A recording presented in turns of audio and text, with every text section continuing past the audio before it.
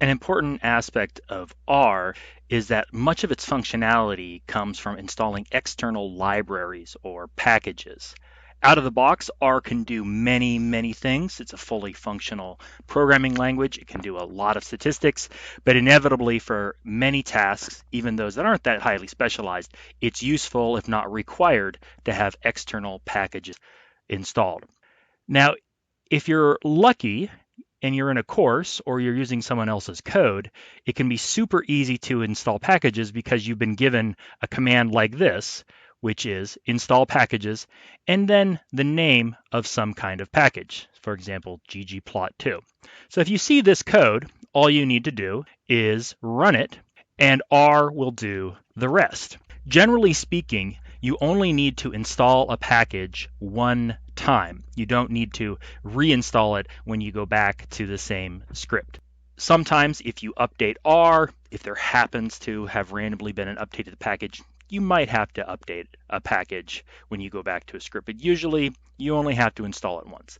Now, often when you're installing a package, what is happening now on my screen is what you will see, and it often freaks people out because suddenly there is a whole lot of text scrolling up your screen, and it's red, and you might think it's anger. All this is doing is it's installing other packages that are needed. Now, some packages are very slim and very lightweight. ggplot2 happens to be a very large, well-developed package that requires the installation of lots of other things. So one reason why you shouldn't run this line of code, install packages and update or install a package every time is because you don't want to have to watch the screen scroll up. It's not necessary. One thing is install and update are basically all the same thing, and they really mean downloading from CRAN. You're downloading from the external website CRAN in order to get this information. So when we can say install a package, update it, download it, basically mean the same. Now, one thing that's different than installing, updating, downloading is actually loading the package into your active session. This is a common misconception in R. You need to not only download the package or install the package or update the package using the install packages command. There's other ways to do it too that I'll show in a moment. You not only need to get the package downloaded off of the internet into your R working environment, but you also need to actually load it. So install packages, what that does is that gets it off the internet onto your hard drive, or in the case here, into my cloud session. Then you need to run the command library to actually say, okay, R, I want to use the ggplot package now. And this is something that usually goes pretty straightforward. There's no red code, goes easy. I do need to do this every time I want to use the ggplot2 package. So while install packages, I might do this once ever for a package.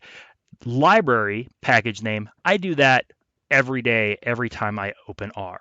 One thing to note up here, install packages, install.packages, that's in quotation marks. Library doesn't have to. Now, there's other ways to install packages in R. Sometimes you just know the name of the package, but you don't want to accidentally misspell it, or maybe you can't remember the install packages because install, update, download, they kind of all mean the same thing. There are many ways to get packages loaded into R besides using the install packages and library function.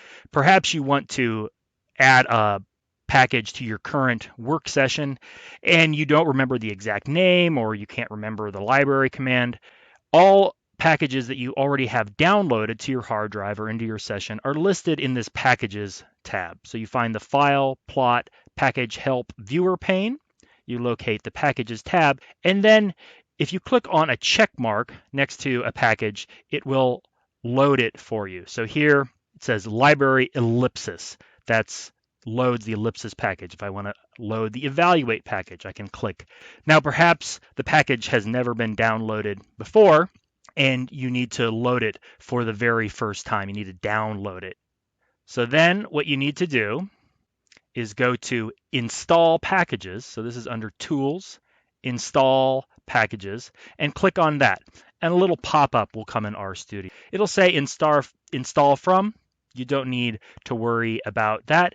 And then you can type in the name of the package. So maybe I want to install the ape package, which is a package used for building phylogenetic trees in biology, bioinformatics, and genomics. So I can type the name ape, and you'll notice it does completion. I can just start typing the name, and it'll fill in the rest or give me suggestions, and then all I have to do is click install. You want to leave install dependencies. This will download any of the other packages that you need along the way. So I click on install.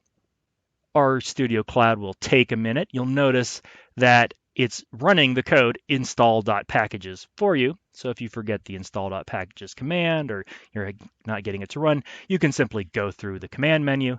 And now I'm getting some red text, but all it does is telling me that R's doing its job.